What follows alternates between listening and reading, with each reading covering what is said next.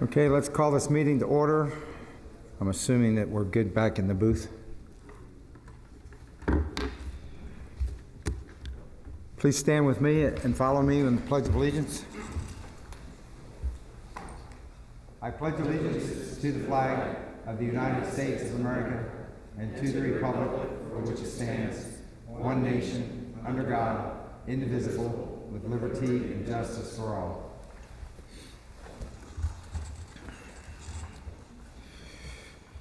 Do we have any agenda revisions? No. Okay. Well, these things are loud. Just one on? Yeah, I think one's good. Okay, and I don't have any public comment cards either. Quiet New Year. Yeah. Happy New Year. Okay, we'll move into Management Conference Committee reports. Mr. Bob Yulovich, is he here? No. I'm filling in for Okay. Bob as the vice chair. Okay, very good. Marty Smithson. So this is going to be in the normal time.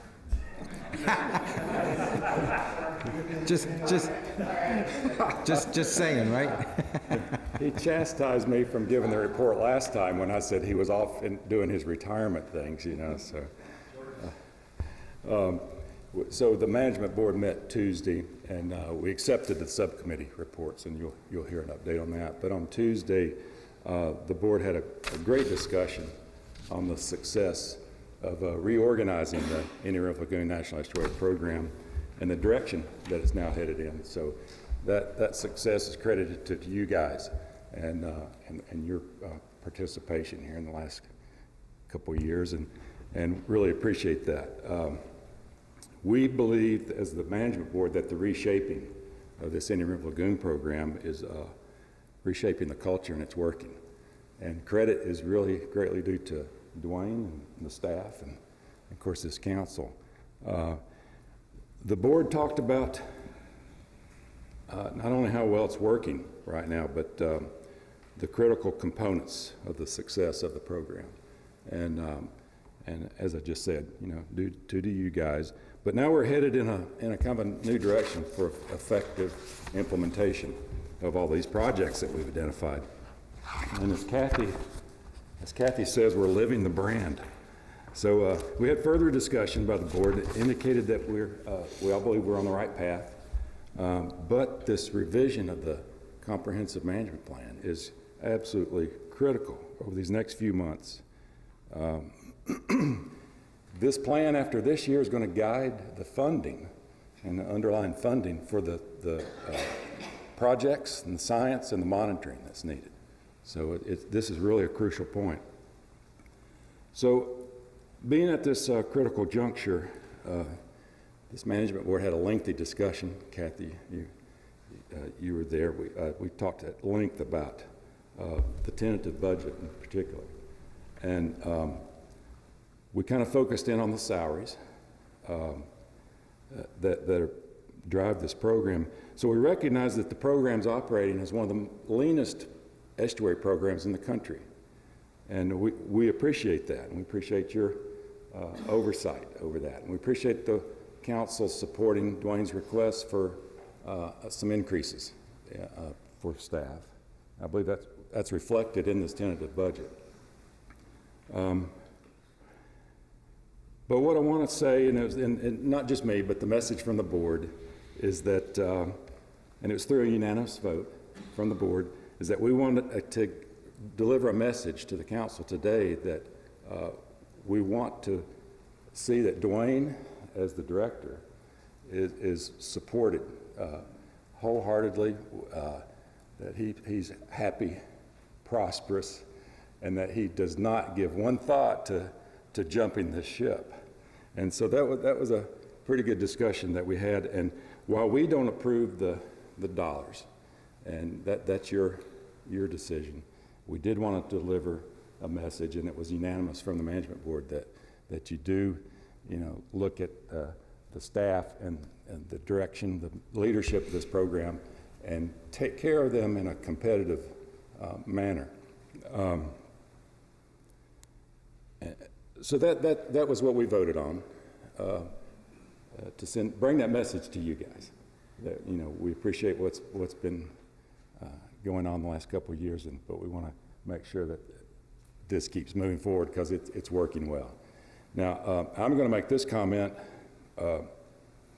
just from my position as a director of a independent taxing district. I've been doing this for 14 years, and I've been very fortunate that my board of commissioners has taken care of me fairly and competitively. But that means that I've had a lot of opportunities to look at what the other directors of districts and what their salary range is, and doing salary surveys. I would say that, and I'm just going to throw this out here, that I believe that the director of this program is probably, I'm going to say 15 to 18% below the mid-level average.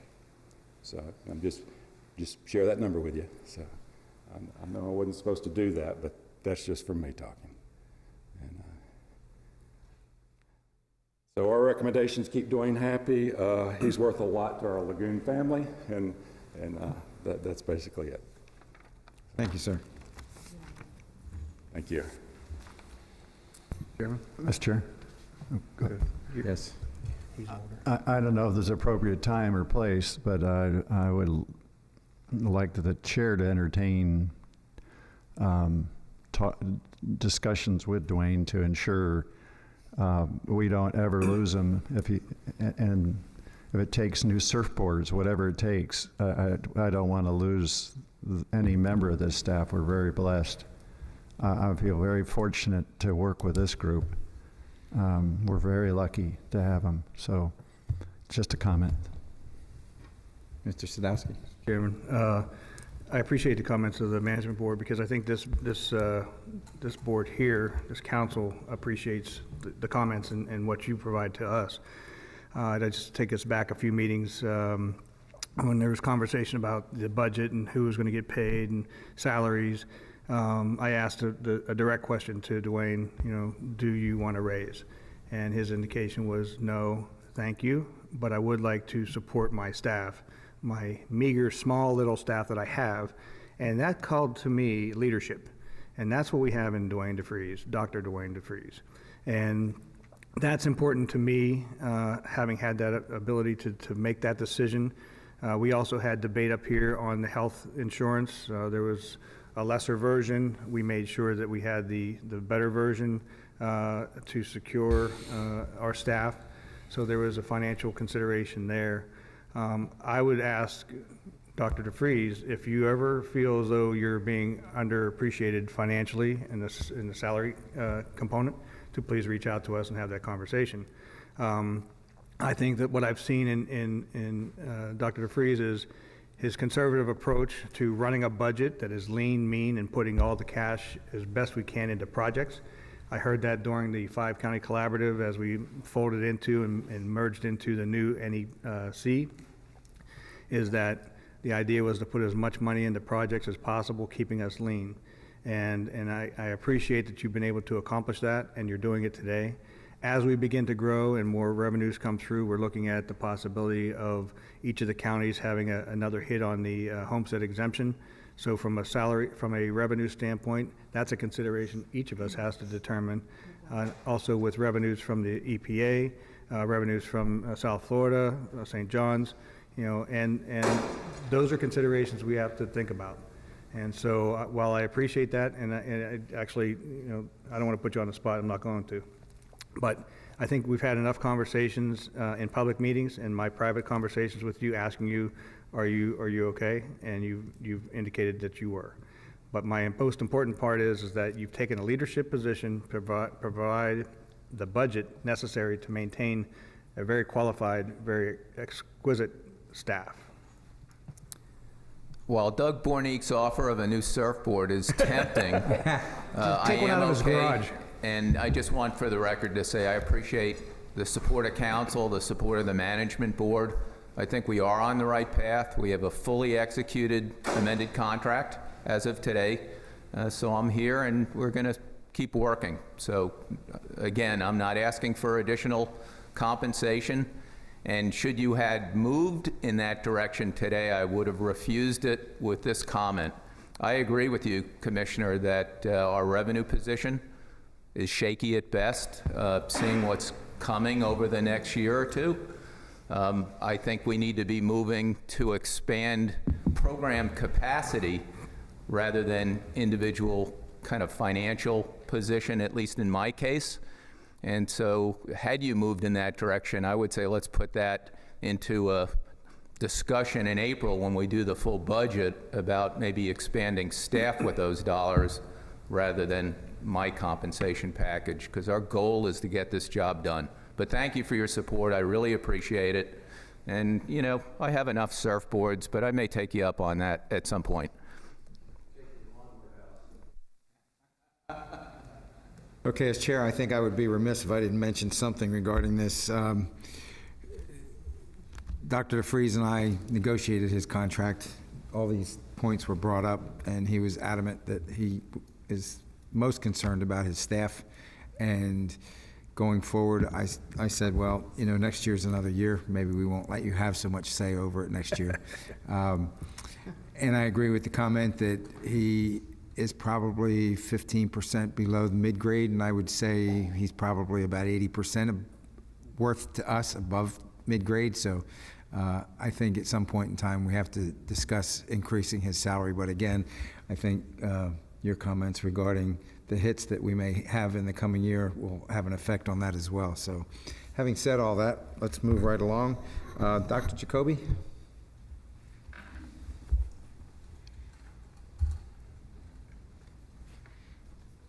Chuck Jacoby from the St. Johns River Water Management District, chair of the STEM Advisory Committee. We haven't met since the last time I spoke with you, but I'll just shortly, just reiterate what we're working on. The CCMP is obviously a big lift, and that's something we're looking to have the members of the STEM Advisory Committee and their colleagues contribute to. But the other part of that auxiliary sort of thinking is about where some of the scientific and technical aspects might go in the future. So we're looking forward for the next 10, 20 years to see where we want to take some of that information to help better guide and cite and implement projects. Any questions for Dr. Jacoby? Thank you, sir. I don't see Frank here. Do we have anybody from I don't think we have a report from the CAC today, and then Kathy, later in the agenda, will kind of talk about where we're headed. We do have a meeting coming up of the Citizens Advisory Committee. When is that, Kathy? Next Thursday. So when we see you again, we'll be reporting their activity. Okay. Dr. Jacoby, would you like to say anything else regarding water quality?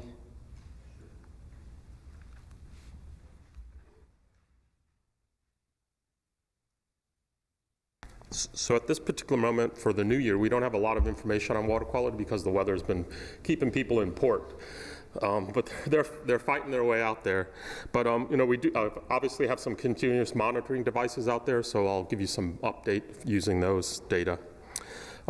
Probably the biggest change is the fact that temperatures have dropped pretty much throughout the lagoon. And that's about a 20-degree Fahrenheit drop since sort of mid-December. So the cool weather we had, has had an effect. In terms of conditions in the northern part of the lagoon, that tends to drive phytoplankton reproduction down, so we don't get the blooms. However, Banana River seems to stand out as a place where we're having still some challenges with these, again, very small phytoplankton. So these are things that are a couple hundredths to a couple thousandths the size of a grain of salt, and they still seem to be blooming. Sykes Creek seems to be a bit of a hot spot at the moment. And then I guess my last point is this sort of discussion of phytoplankton brings me to the point where I'll tell you that our contract to identify phytoplankton will cease at the end of September. So I bring that now because the last time we brought an issue like this with atmospheric deposition, there was some angst about how long, the timing of the decision-making process. So I want to make sure you had as much warning as I had. So. Any questions? I have a question for you, and it's not related to phytoplankton, but you mentioned the 20-degree drop in the water temperatures. Have you or anyone here heard anything regarding the movement of manatees heading south?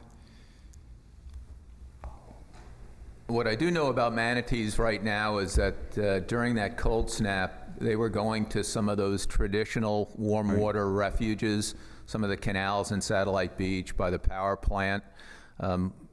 We're going to see that movement. I haven't heard anything about, moving out, but there was a large aggregation of manatees up in Mosquito Lagoon that the fishermen were telling me about, and I think they were out looking for forage. The seagrasses are still significantly depleted in a lot of areas, and so I think we can anticipate through the winter that you're going to see, a lot of bunching of that population in areas where they have warm water during cold events. But net transport out, that does occur. I have no data. I don't know if you've heard anything either, Chuck. No, I think, once again, they tend to shelter where they can get to warm water. So some of these canals have groundwater inputs because they've been cut deep enough to get into the superficial groundwater.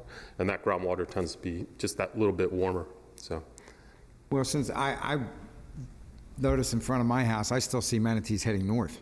And if we've had that much of a drop, you would think that, something would be triggered in their brain, their whatever, that, maybe we shouldn't be going north, maybe we should be going south. And so that's a concern of mine. And I would think that. But I think most of them tend to stay in and around the lagoon. I mean, there are some that would definitely, move out and go further away. But generally speaking, they don't travel all that far. I just traveled 30 miles of the lagoon, and I passed about 4 or 5 families of manatees heading south.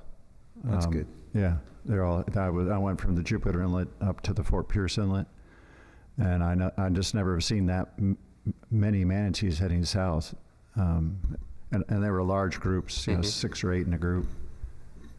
So it was a healthy sign. Well, that is good. And that was my concern, because if we had that much of a drop in just 1 month's time, or 3 weeks, whatever, you would think they'd be packing up and heading south. I would be. Well, Okay. I can tell you that the folks who have to go out and do the winter transects for the seagrass, yeah, they're cursing under their breath at me, and hopefully they get their dry suits back, so. Thank you, Doctor. Diane Hughes. Good morning. Morning. Morning. Right now, the lake stage is at 15.40 feet. We have roughly 1,400 CFS flowing into the lake and 300 CFS flowing out of the lake. We have 0 flows coming into the St. Lucie estuary, but they are sending water supply flows south to the EAA and to the Caloosahatchee estuary. We still have very turbid water in the upper part of the estuary and the South Fork of the St. Lucie River. So we're not seeing that improvement in turbidity yet in that area. We are seeing some improvement in salinities in the middle estuary, roughly in the 10 to 15 parts per thousand finally, so we're grateful for that. And we've also seen the Enterococcus levels move back down to the good level. So we don't have any more areas that are under a warning at this point in time. And that's pretty much it, short and sweet. Any questions? Questions, anyone? Thank you. No, thank you. Dr. DeFries, you're on the hot seat. Gonna do this?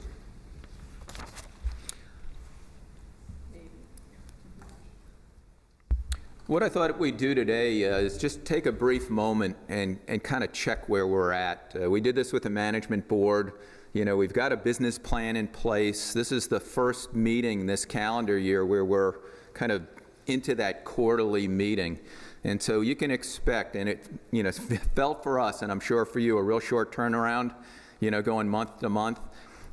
Next year, or at the end of this year, that December meeting, we probably will not do business. It will be more of a celebration like we did this year, and the first business meeting would be in January. So it's a little bit of a odd transition, but we did have some, mandatory timelines, which is why we held this date where it was. So when we look at where we're at at the moment, Marty alluded to this, and I want to make sure everybody's seeing the direction we're headed. and understand the strategic nature of that. The first year, we were in structural reform. We were reorganizing a structure of a business where, we didn't have an office, we didn't have staff, and we had all these contracts coming to us from the Water Management District. And so we were playing catch up at the same time we were strategically positioning this organization for success. The year 2 that just ended, and our annual report, Kathy will talk to, but we're just getting ready to post that, was kind of that transition from, organizational structure to organizational function. And so, we have RFPs, 43 contracts underway right now, but the rebranding was really about who are we and where do we want to take this cultural shift as an organization and how we relate to these, 5 counties, 38 cities, these communities. And I think we've done a really good job of positioning that. But I want to caution everybody that this culture shift is still young. And we still think parochially. And we still very often think about just what's happening in the backyard. And so this next year coming up is going to be an important year from really 3, what I would call strategic business positions. Number 1, the work that we do needs to be aligned with this new culture of One Lagoon. So we should be having conversations up here, and I think we are, that are equally worried about Everglades restoration and discharges as, Mosquito Lagoon algal blooms, that we're thinking, as one lagoon, operating as one lagoon, and I think we're moving forward in that regard. But the second part of it, which is the challenge that we're under right now as staff and our volunteer team, is that we have chosen, so this workload is self-inflicted, to put the CCMP in play in a historic timeline. And so I have every intention on moving that forward quickly to a rough draft. Kathy, next slide. And so I wanted to show you kind of where this all comes together in that One Lagoon. So starting with the CCMP in the upper right of this slide, part of our 10 strategic actions this year was a communication plan, a monitoring plan, and that science plan. Each of those is in progress and moving towards that CCMP. And that CCMP, which I'll talk about later in the meeting in a little more detail, is in progress. And so we have a list of projects that is building by the day. We're still reaching out to a number of cities that have not responded with projects, and now we go to our partners in academia and restoration. And I want to let you know that it looks like the ESERT group that Jeff Beal talked to you about, the habitat restoration team, at their last meeting, 60 entities showed up, and they are going to help us with the habitat restoration component of that CCMP. Move over to the other quadrant in the top. We are now administering 43 active projects. Frank is counting the days for some of our our first year 15, 16 projects to come to culmination. And we've got a number that are coming towards completion. And we'll be posting all of that information as it happens and reporting back to you. And most important is that we have RFPs on the street.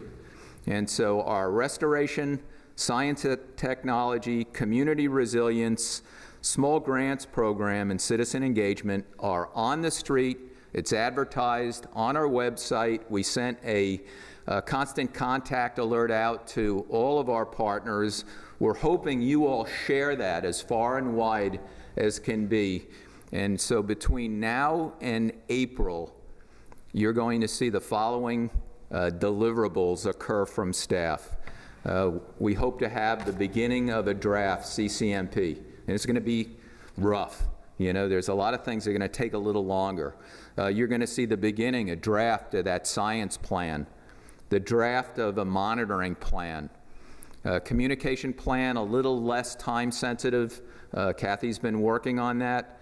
But you are also going to see the business plan for fiscal year 18-19 with, the fully detailed budget and with the EPA work plan proposal 90 days from now.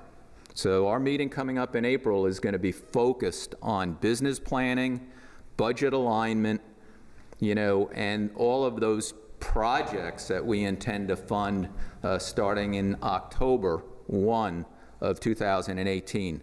This is a very aggressive schedule, but I wanted you to get a sense of what's happening this year.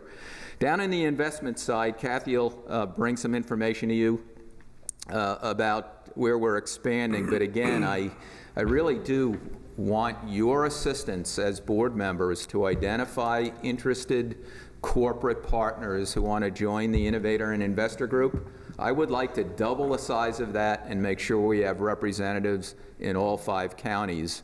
And we're growing pretty well in Brevard, but we need to kind of pick up the pace. So I'll work with each of you, and I don't mind doing all the legwork. If you steer me to an entity that looks like a potential partner, just let me know. And then continuing to look for advanced program funding and expanded program funding is going to be mission critical. So with that, I'm going to turn it to Kathy to talk about the citizen engagement piece that she oversees. But if we can pull these deadlines off, the CCMP, my hope is that we have a draft on the street by June that is pretty tight. It doesn't need to be completed, because I would like to have a longer than normal public hearing period for this. Typically, NEPs may have 30 days.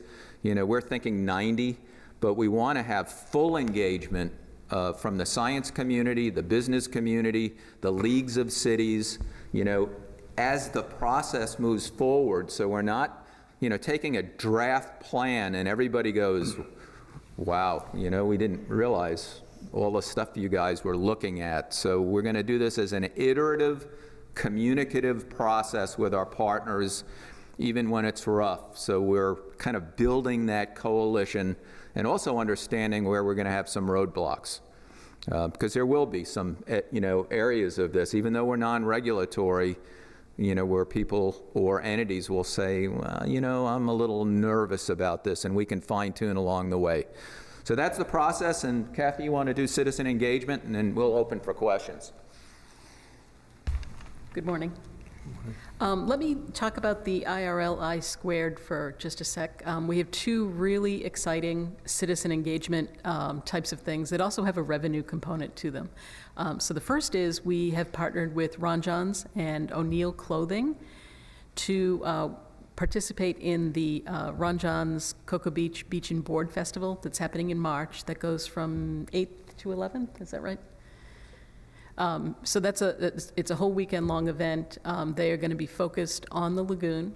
They have a paddleboard race and some other activities, and we will be a large component of that and also receive some funding from them for that. The other one is happening sooner. That is the Vero Beach Food, Wine, and Music Festival. That's happening in Vero on February 16th and 17th, I believe. We have put that out on Facebook. We would appreciate you all sharing that. We are going to be one of 6 beneficiaries for funding from that. We're going to be their environmental partner. They also have other ones. They have the Halo Animal Shelter and the American Cancer Society and several nonprofits that work with homeless and with school children, I think. But we are going to be the environmental representative to receive funding from that. So we're really excited about that, and we'll be participating in that, and hope that we can sell a lot of tickets so that money comes to the program and we can fund our One Lagoon initiative.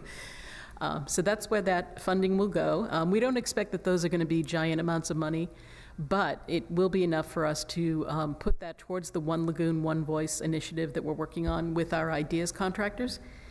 So let me just talk about that briefly. One Lagoon, One Voice, it is a 2-pronged component. So the One Lagoon aspect of it is going to be a brand enculturation workshop, and that will be internally, that'll be for the management conference. Out of that, we are going to produce a white paper. So staff will produce a white paper about the components of what it means to be One Lagoon. What do we want One Lagoon to be? And from that, Ideas is going to develop a 5 to 7 minute video that will be public-facing and friendly for the public. So we'll be able to have that as a marketing tool and something that we can help educate the public about. The other aspect of this is the One Voice initiative.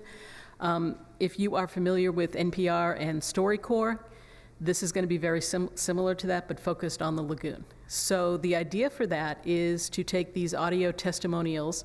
We are going to be looking for help from the cities to find their lagoon icons. Who are the people in your community that are the iconic folks that can speak about and to and for the lagoon?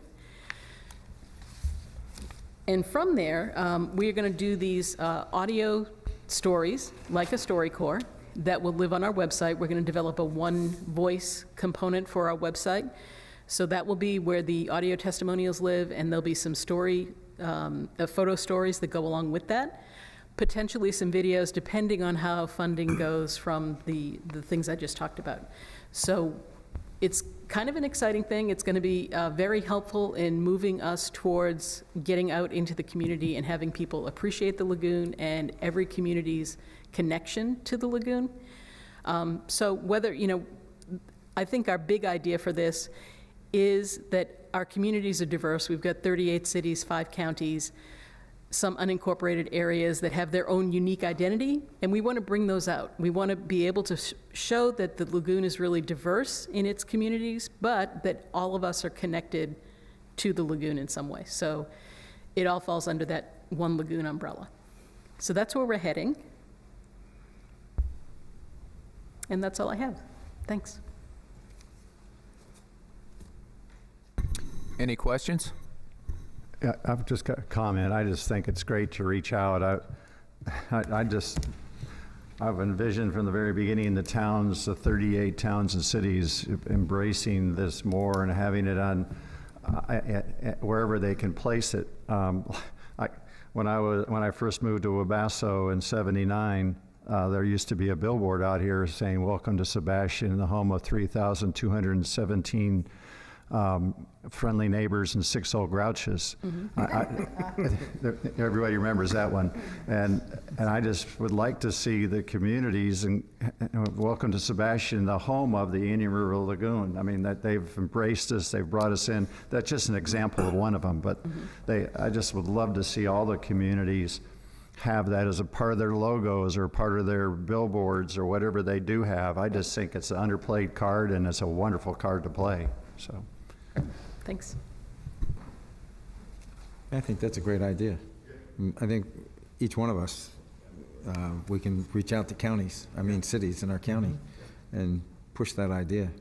It's all places right here, the home of council.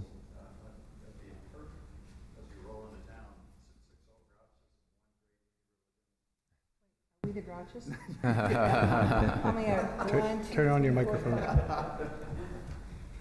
6 grouches. We've got, what, 6 of us up here?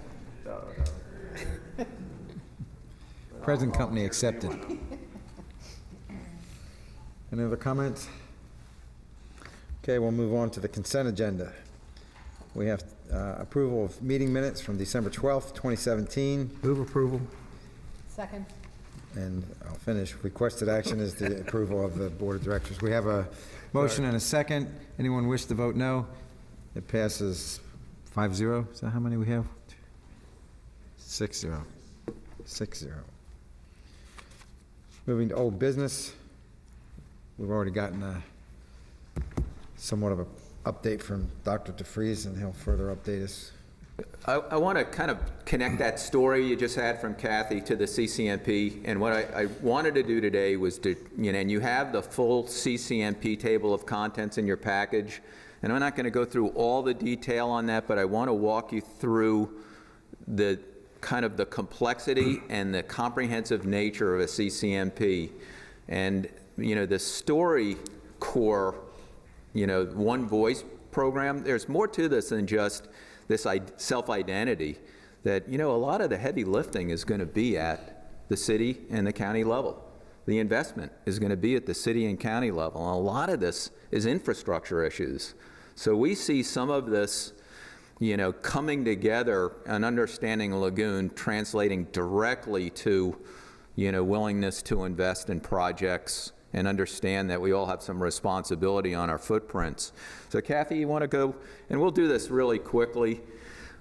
We are under obligations under the Clean Water Act and EPA guidance to make sure every box in the EPA format for these are checked. And so some of this that you will see is going to be meeting those obligations at the federal level. So the CCMP does get reviewed at the EPA. And so what we've done, imagine a CCMP that's in sections, that's easy to access, easy to read for a layperson, easy to understand that if I'm in the city of Sebastian, I can look at it pretty quickly and see what my responsibilities and opportunities would be, versus water management districts. So the challenge is communicating this in a way that is easy. And I've looked at all 28 CCMPs. There are a couple that stand out as good communication and some that have everything you could ever imagine scientifically in it, but it makes it really difficult to get through. Our goal is to keep this simple and focused and to leave some of these, what I call secondary components, where if you want to get to the heart and the meat of this, you can get right on the website and get right to the action plans. So this first section, IRL history, we heard loud and clear from the management board that not reminding us of how we got to where we are is a problem because we have so many new citizens. And so this will not be, a book. This will be a short, really succinct section on, how did we grow? How did we develop? What are the impacts? How does that human community relate to the lagoon and lagoon water quality? The second portion is kind of what I would call the bureaucratic delivery. This second portion, by EPA rules, we need to track, all of the new action plans, all of the old ones. How do they relate? How do they interact with our new mission, vision, and goals? And so that'll be kind of the operational side of, what is a CCMP and what does it do? It doesn't have a lot of really good guidance, but it does codify kind of where we've been in '96 and 2008 with the update and how this 2018 plan will change. Kath, the next section, One Lagoon, One Community Voice, what we've done is taken the science and drilled it into our mission. And so think of it in this broad sense. One lagoon is going to be, the ecology, biology, the water quality components. The one community will be the social community aspects as it relates.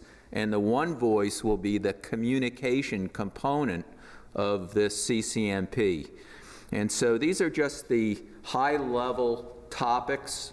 In that table of content, you will see all the detail that we've drilled into it because this needs to be comprehensive. So we will look at water quality, sediment quality, habitat quality, living resources quality, and for the very first time, and we will be one of the few in the nation to do this, I believe we need to look beyond the watershed. And Everglades impacts the Southern Lagoon are the logical one, but we've never, as an NEP, ever looked at the inlets and the nearshore ocean connections. And while there won't be a lot of detail there, it will be enough that we recognize that these are connected systems. So restoration of the St. Johns River is absolutely critical to some of those large stormwater projects in our feasibility plan. And looking at that kind of boundary as if it's some sort of a wall around a system just isn't where we need to be because we are connected. Next slide. In the community side, infrastructure is the kind of the language of the day, both federally and state. And I could make an argument, and very clearly, both as a scientist and a former business person in industry, that it's all about infrastructure. That when we talk about seagrasses, that's biological infrastructure. Oyster reefs, biological infrastructure. So what we've done is we've taken that community quality, and while the biological infrastructure will be over on the One Lagoon side, we're going to look at the human infrastructure side of this. And then two programs that have been reorganized within EPA over this transition in the administration is that the NEP program now is in the same area of programmatic analysis in the EPA as their urban waters program, which has funding, and the trash-free waters program, which also has funding. So we're going to leverage the fact that that works really well for us and connect directly with those EPA-funded programs for urban waters and trash-free waters. Economic integrity is pretty self-explanatory, but I think we need to be thinking, and I probably will be coming back to you maybe even in April with the idea that we should not let our economic analyses sit for 5 years. I don't know that we need to do every year updates, but because the economy is volatile and it's moving, and we have 1,000 people a day coming into the state of Florida, that I'm thinking every 2 to 3 years we ought to be looking at an economic update as one of our funded activities. Social and cultural integrity has been done really well in a number of NEPs. Mobile Bay is one that's been exceptional. And we need to start thinking about how we relate to the lagoon as a community, and that will tackle that issue. Coastal resilience, we have funding. This is a mandatory area. I've already been told by a few that I shouldn't use climate change, and I'm going to go on the record here with you all so you know where I stand as a scientist. I don't think we should be running away from those two words. You know, what we're going to do is look at sea level rise and climate change as a scientific component, how you react and the policies, you know, to adapt. Those are all vital and important discussions, but we know we have sea level rise without having to model. I mean, it's monitored sea level rise. We're already seeing those impacts, but I know it's politically sensitive, and I think this first draft, at the very least, needs to be based on the best available science. And then if you all need to negotiate, you know, from there, then that's your policy choice, but I will be delivering to you the best available science. So I just wanted that to be clear, because I've already had a few people say, Dwayne, you really want to go there? And the answer is yes. I think we have to. And then lastly, emergency incident assessment, preparation, and response. Also, you don't see this very often in NEPs, and it was brought to our attention during Hurricane Matthew when we get a phone call from DEP saying, hey, could you help us? We're getting a lot of phone calls, where Kathy was actually taking citizen phone calls on debris in the lagoon. And I started to ask the question, what is our role in this? You know, we're not really involved in emergency, you know, pre-planning. We're not really communicating, you know, as a national estuary program with each of your emergency management programs. And while this isn't going to be so prescriptive, I think we need to be communicating. And I was most concerned after this hurricane episode, and I'm still getting phone calls weekly about, is it safe to go in the water? And, you know, I kind of look at where water quality monitoring is with human health and pathogens. And so, you know, this particular piece is going to lead into some of our monitoring recommendations, because I think we're woefully inadequate at times, especially post-storm or post-event issues, in understanding what our role and responsibilities are to support you and the counties and our state agency partners in the water management districts in post-event, post-storm, post-flood. I don't know what that will be, but we'll have that conversation, so I want you all thinking about it. And then lastly,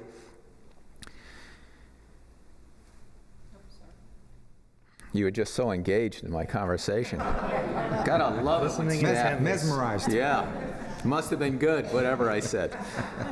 And lastly, the one voice is really three things. You know, how do we engage citizens and communities? And we're well along our path there. How do we engage science and technology? We all have talked about this before, but the language of science is hard to translate to the language of business and the language of community policy. We need to be able to do that in the CCMP, where science is easy to understand. And that's a challenge, and it will be a continuing one. But how we do that is the CCMP can provide some broad directives. And lastly, the role and responsibility, how we engage business and industry. So this is what I'd like to ask each of you on council. Take a hard look at this table of contents. We are already building the report. So I've already migrated the 22 action plans from the 2008 into a draft. We're talking regularly with our contractors at Tetra Tech. That first phase, if you remember, was building this project list. That project list will continue to build, but we're working on a scope of work for our phase 2 that's already been authorized to try to get a draft to you in the April timeframe, in whatever format it is, because we need to have you all, the management board, the science committee, and the citizens kind of blessing this along the way so we don't wind up where most CCMP revisions are. That's 2.5 years for a lot of these NEPs to get this done. I would like to see us with a pretty tight draft by the time we end this fiscal year.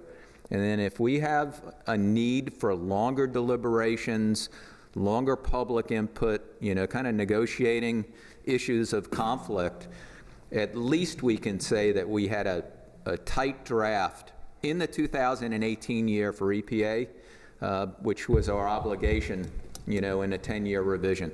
So that's all I have on this, but I really wanted you to get a sense of where we were going. So if you have, you know, feelings of concern, let me know. If you have ideas that we've missed, if we've missed something really big in this context, let me know. And one last comment, this is not us telling the cities, the counties, or any agencies what they have to do. We are non-regulatory. This is an advisory CCMP. So it isn't going to be at the full detail of, let's say, Everglades restoration, nor will it be at the general delivery of our 2008 update, which was almost too broad to be actionable. We're going to have to find a balance between that. And so you'll see on this form that there's going to be a lot of support documents, you know, to this CCMP that are also plans that have been adopted. The Reasonable Assurance Plan underway in Volusia. You know, we have a feasibility study in Martin County for stormwater. Our feasibility for stormwater with St. Johns River Water Management District and DEP, you know, those will all be support docs that can be pulled down individually. So we're going to try to keep this, gosh, if we can keep this, you know, in that 50-page range where it's pretty simple and clear and definitive, then we'll have met our goal. So with that, I'll just open for questions.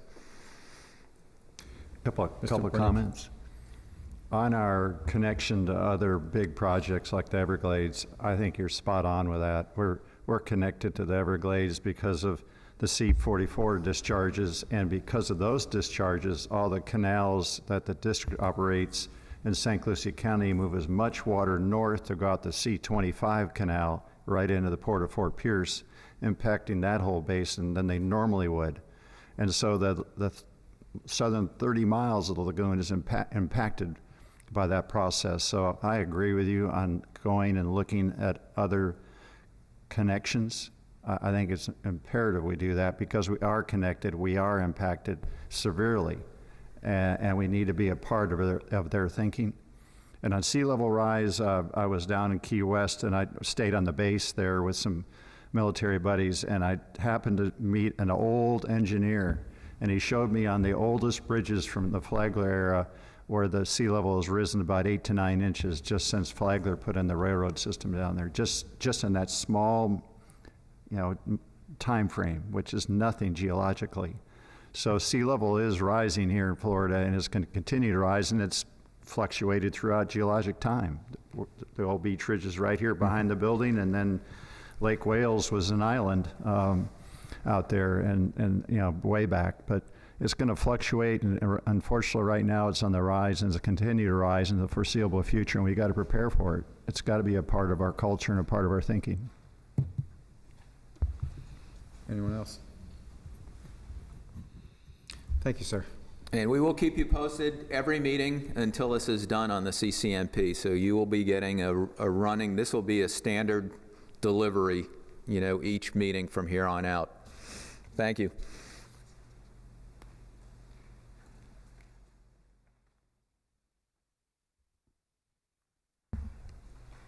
Good morning, Chairman Smith, members of the board. At the 55-minute mark, I'm excited to bring you some budget detail. Each year, independent We're special... excited, we're excited to hear it. I'm going to do the best I can. Every year, independent special districts of Florida are required to put forth by resolution a tentative budget, and then later in the year, adopt a final budget. As a special district, the council is required to comply with this requirement. Today, we have before you a resolution and tentative budget for your approval. This tentative budget was reviewed and discussed at the Finance Advisory Committee meeting on January 9th by unanimous motion recommended to the Management Board for approval and for their recommendation to this board. The Management Board also met in regular session on the 9th, and the tentative budget was reviewed, deliberated, and discussed, and by unanimous motion is being recommended to this board for approval.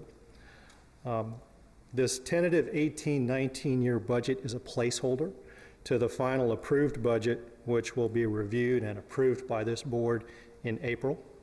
The final approved budget is going to be drafted based on the results of the currently being audited financials of the fiscal year 16-17, the recommendations of funding from our currently active RFPs that are out on the street, and those will be coming in and will have been reviewed, ranked, and recommended for roll into the fiscal year 18-19 budget. And then from elements of the fiscal year 18-19 business plan, which is our global business plan for the council in the year 18-19. Several elements I would like to point you to in the tentative budget.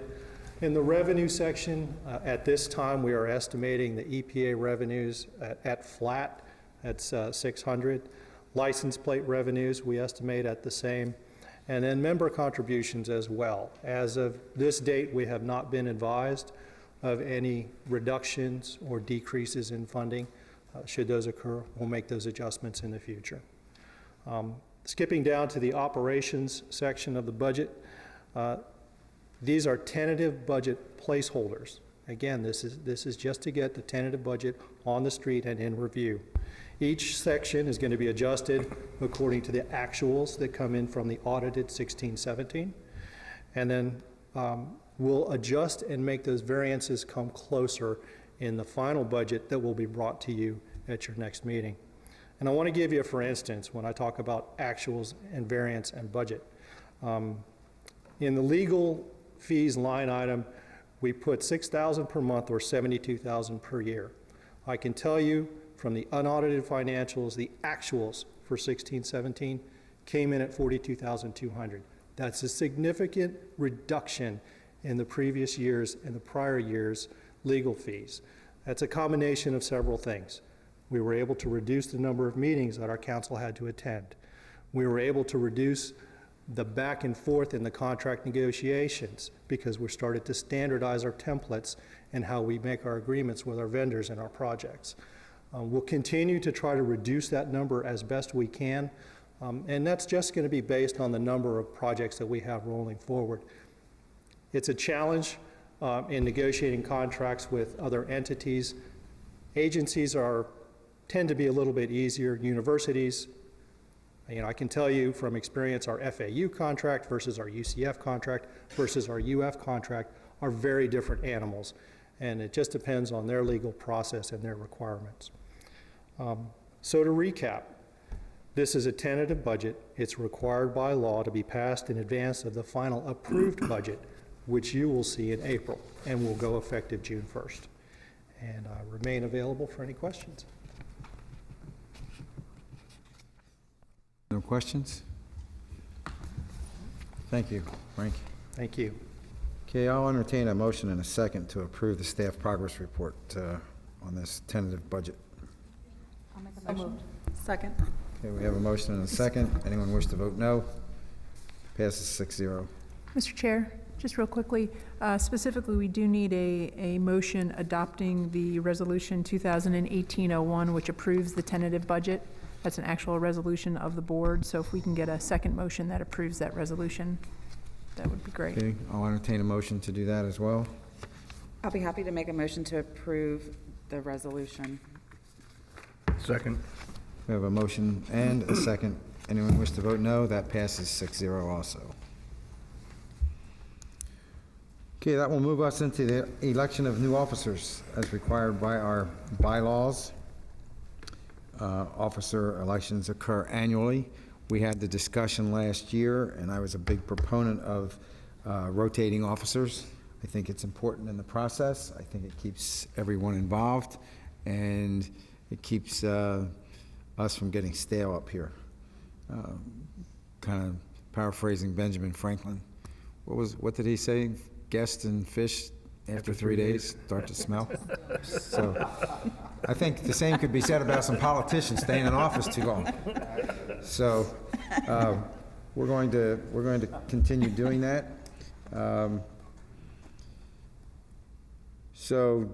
But we have to make this official. So does the council want to continue that process?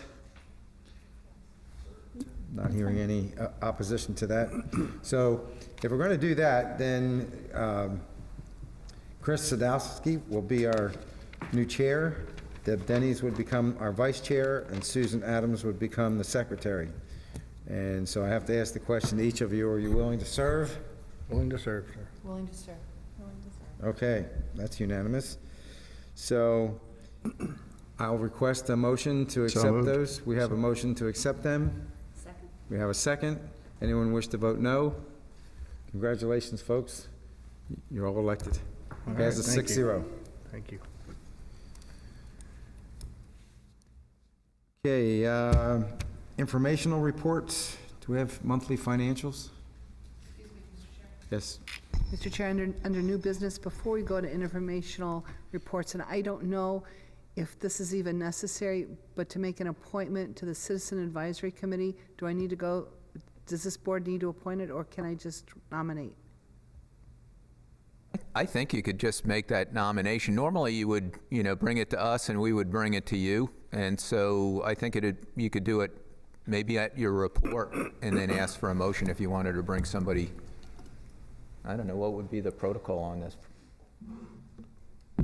I would just say we typically have all appointees approved by the board, so just you make the representation to the board that you have someone you want to appoint. You can do it now or do it under your report, and then the board will vote in favor of it if they so choose. Whatever the proper protocol is now or under council. Either, Do it you just now. do it now. That's fine. Okay, so under new business, we actually had somebody step away from Volusia County on the CAC, and I would like to appoint Frank Brownwell. He is a fishing charter captain, very well respected in the lagoon community in Volusia County, and very much dedicated to our cause and working with H2O and Marine Discovery Center.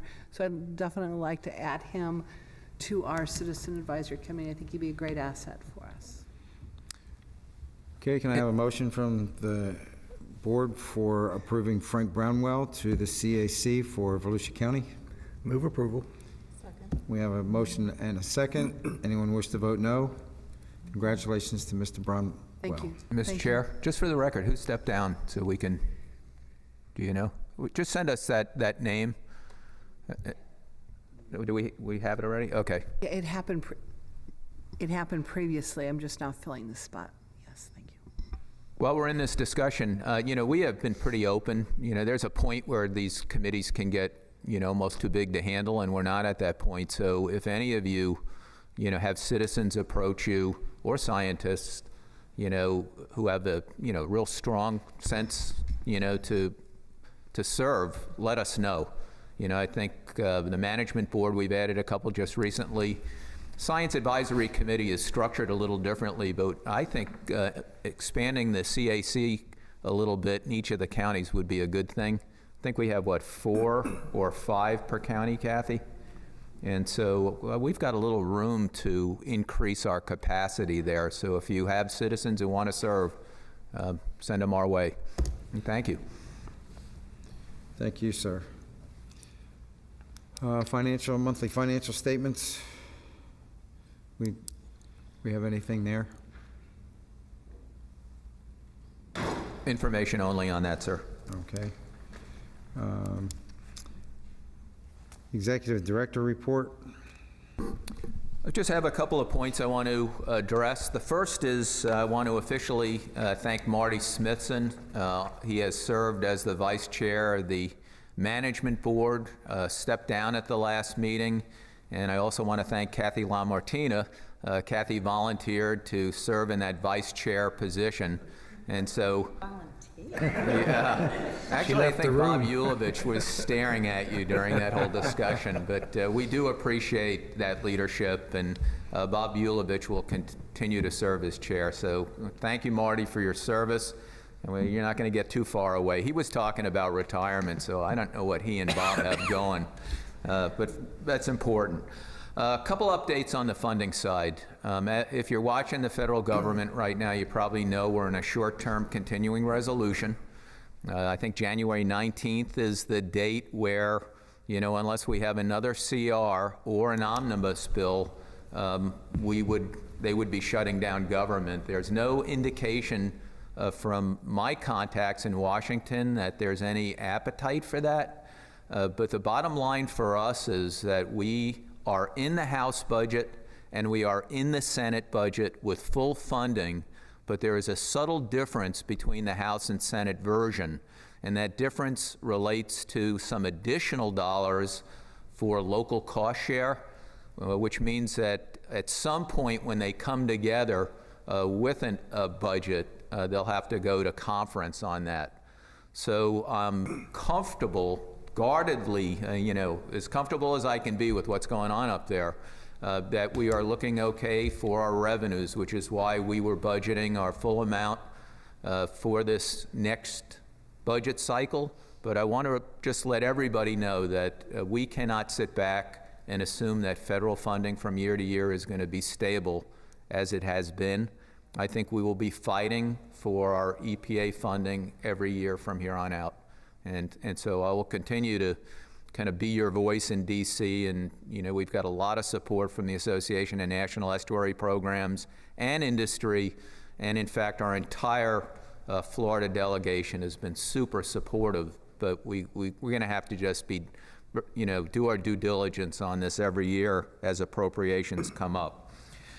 As you all know, the Florida legislative session has kicked off with a fairly rapid big bang this week. There's a number of bills that could impact the Indian River Lagoon. It's a little early to tell where any of those bills fare. They're starting to move committee and subcommittee meetings. I will be in Tallahassee the second and third week of February, so 12th to the 14th for Florida's Oceans Day, and again the following week from the 20th to the 22nd. I actually have appointments already starting to form. So if each of you in the cities or the Water Management District, and I'll reach out to Drew as well in DEP, want to provide any guidance for me before I go up, I will be up there at least those 2 weeks with special interest in Representative Harrell's House Bill 339 and Senator Mayfield's Senate Bill 786. Those are the two that have significant dollars at least anticipated for the Indian River Lagoon. But to be honest, I don't have any sense of where we stand on forward motion yet, but I will keep you posted as I know. And we are getting very strong support from the Indian River Lagoon State Delegation in all offices. I mean, they've all been supportive of the lagoon, and so we thank them. Tonight I go to Holly Greening's retirement party. In fact, I'll leave as soon as we adjourn here.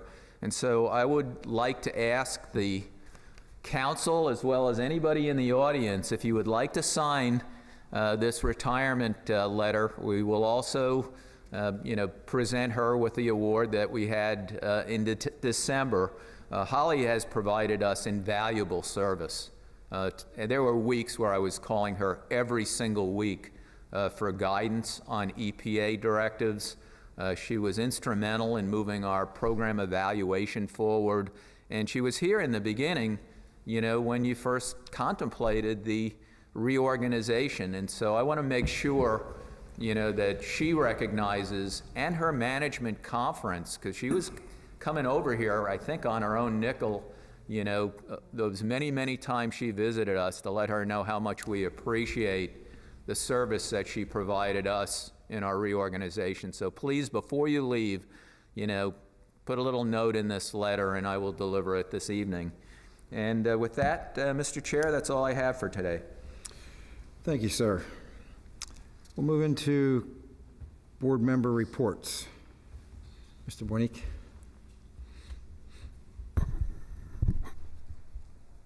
I don't really have a report at this juncture, other than to say St. John's continues to support this 100%.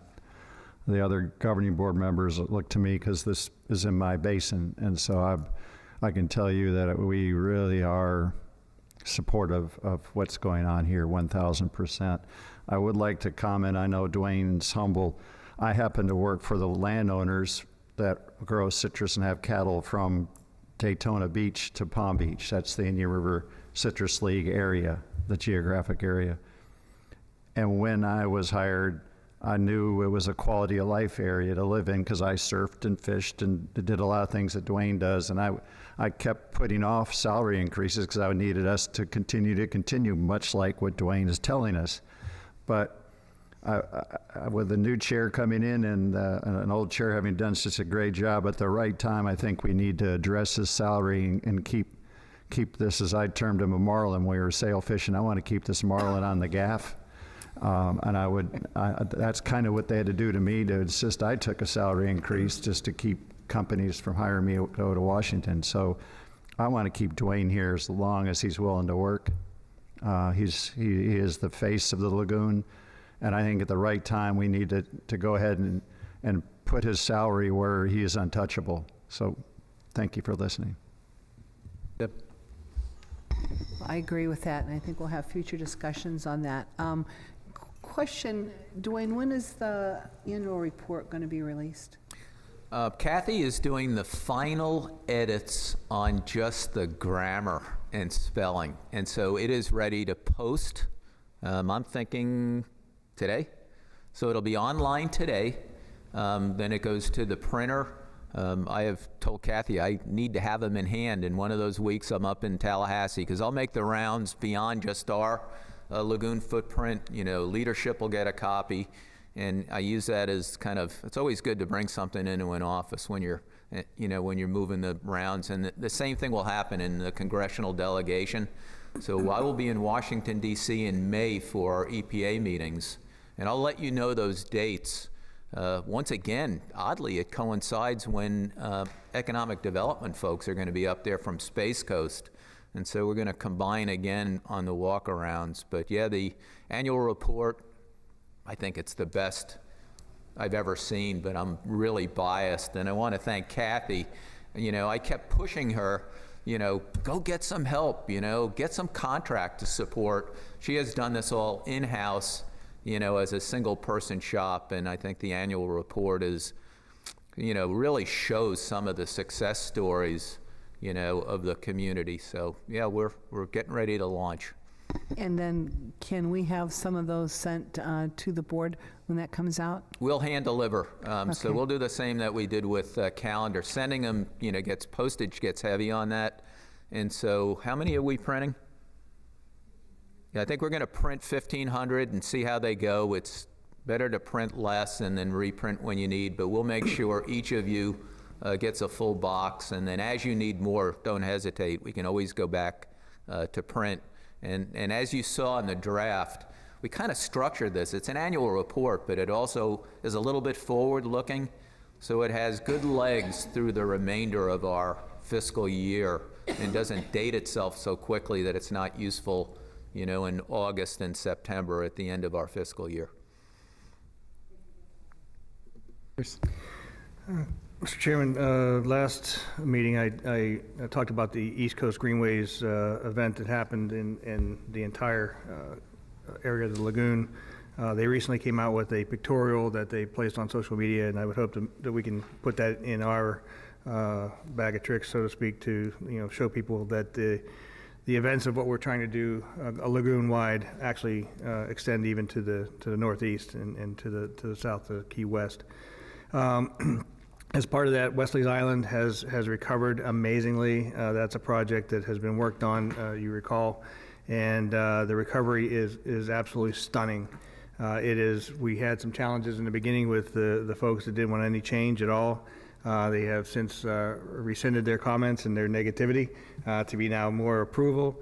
Of course, they still want some more canopies, but those will come. The gumbo limbo are taking off at a crazy level. Paradise Park Drainage Project that the NEP supported to get finalized is in its last, I would say, the last 6 months of its progress, and we expect that to be fully functional, removing significant amounts of contaminants and nutrients from the C-25 into the Fort Pierce Inlet.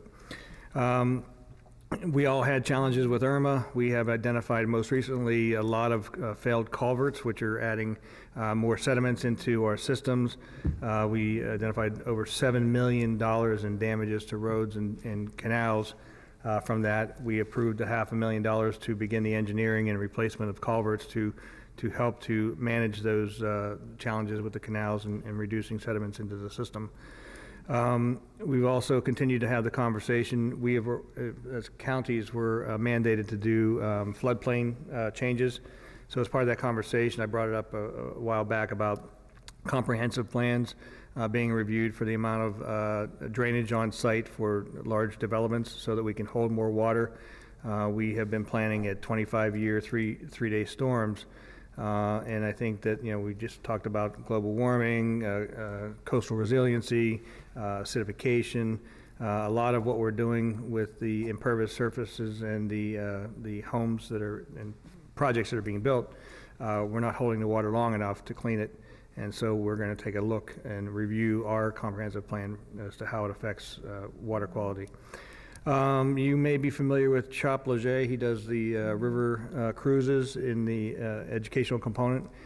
He will be beginning with a collaboration with the Navy SEAL Museum, leaving Wildcat Cove. It's one of our most successful oyster bed restoration projects by FDEP positions. They are very pleased with that outcome.